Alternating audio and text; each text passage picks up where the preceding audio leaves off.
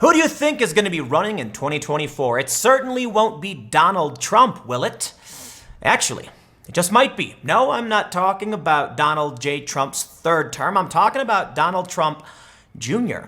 But who might be the nominee on the Democrat side? Could it be none other than Ocasio Cortez for president?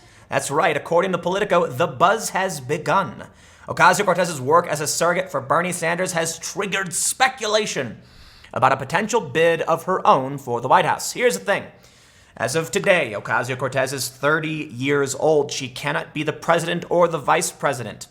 However, come Election Day 2024, she will just barely have turned 35 by about 27 or so days. So I'm not entirely sure how the rules work, but I think it makes sense. She can campaign all the while because come Election Day, she will be legally eligible to be the president, and they're actually talking about it. Help us all. Listen, I got my qualms with Donald Trump. I've got some criticism for Donald Trump Jr. I do like Donald Trump Jr. more than his dad because I think Donald Trump Jr. is a bit more tactful. But AOC, oh man, I certainly hope not. It's like I can look at the Republicans and be like, I'm not buying what you're selling, right? I look at AOC and I'm like, eek, oof. All right, well, let's read what they're saying because maybe there's no real legitimacy to the claims, but she is working with Bernie Sanders. She has joked about it. Politico reports, Alexandria Ocasio-Cortez was campaigning for Bernie Sanders at a jam-packed beachside rally last week when she took a moment to look beyond 2020. I know, and we all know, that this isn't just about Bernie Sanders, she said. This is about a movement that has been decades in the making. Since endorsing him in October, Ocasio-Cortez has become a supercharged surrogate for Sanders in early voting and delegate-rich states. As she's drawn massive crowds alongside the Vermont senator in Iowa, Nevada, California, and New York, progressive insiders and activists are increasingly whispering about Ocasio-Cortez inheriting the movement one day and running for the White House with it behind her. Now let me stop. A part of my heart is warmed by the thought that you could have someone, a young person in this country who's a bartender, fulfilling that American dream of becoming a powerful politician. I mean, think about it. In what other country could you have a lowly service industry staffer rising to the ranks of presidential contender? I do absolutely love it. You got to admit, it really does make America great that we are not a nation of kings. And I detest the millionaires who run for office complaining about millionaires. Spare me. That being said, I think it's fair to point out Ocasio-Cortez is not particularly experienced in this space, and I personally would not like to see her president right when she turns 35. Listen, I think she got a lot of bad ideas. I think she's a narcissist. I think she's celebrity obsessed. Fine. But people can grow up. And we're talking about, 4 or so years, 5 years or so. But still, literally just being 35, man, it's like, I'll tell you this, it's bad enough Trump has no political experience, but at least he has a lot of trade experience. And for me, I think military experience is paramount because you're the commander-in-chief of the armed forces. AOC has literally nothing. I mean, she has no experience at all. So as much as I can respect the idea that in America, anybody can become this powerful entity, a politician, this major player, please know. Like, I'll say this, man, at least Don Jr. will have international trade experience. They like to say, President Trump is the first person with no military or political experience, and they say he's inexperienced, all that stuff. That's true, man. But listen, you can have, there's no problem in saying you don't like Trump, but you absolutely recognize the dude knows how international trade and business works. That's probably why the economy is doing well, because it's what Trump deals with, different countries and different deals, so he gets it.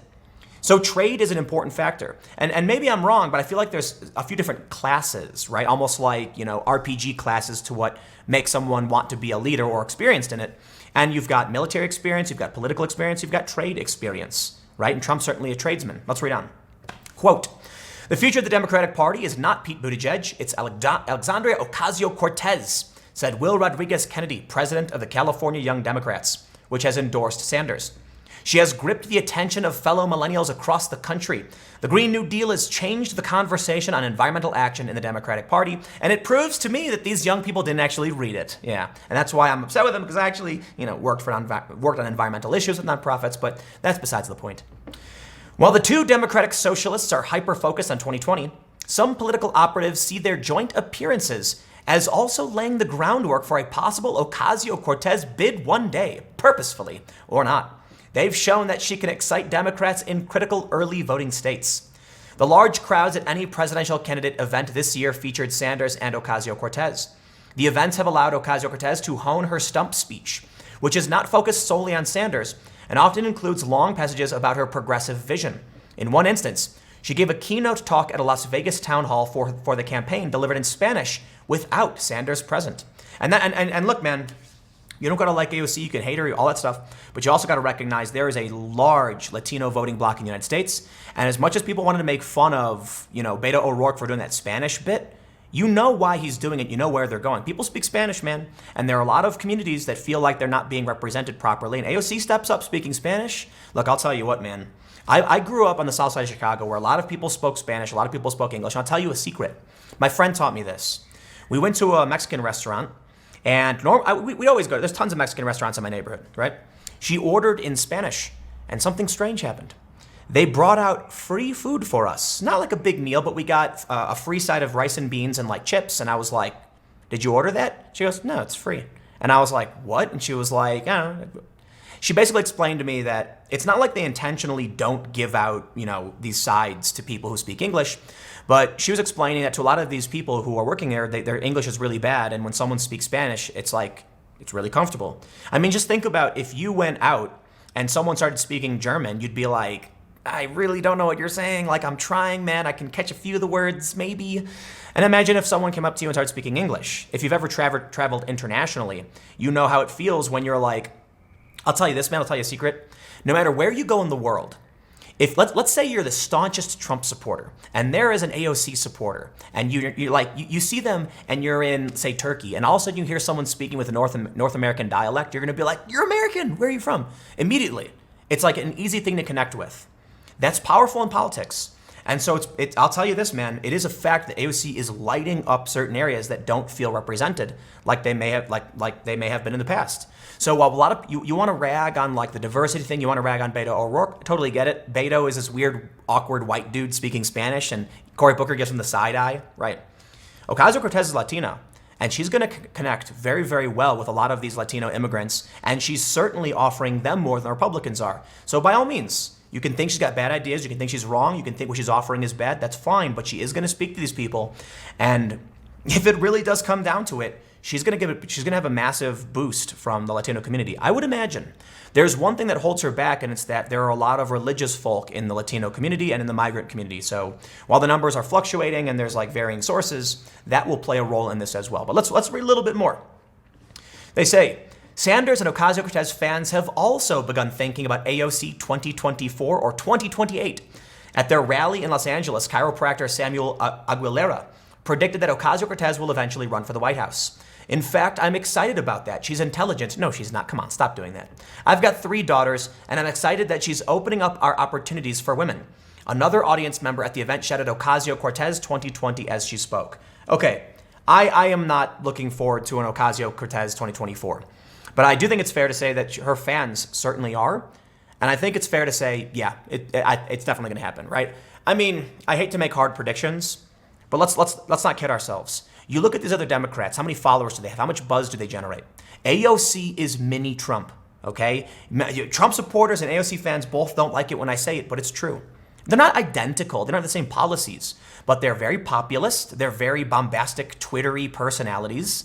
They do such similar things. Trump, goes on Twitter and says, do nothing, Democrats, all this stuff. And then AOC sits in her smug chair with her arms crossed saying, well, the GOP did this. It's the tribal populist game. It's going to work. It's why AOC has so many followers. Now, let's be real.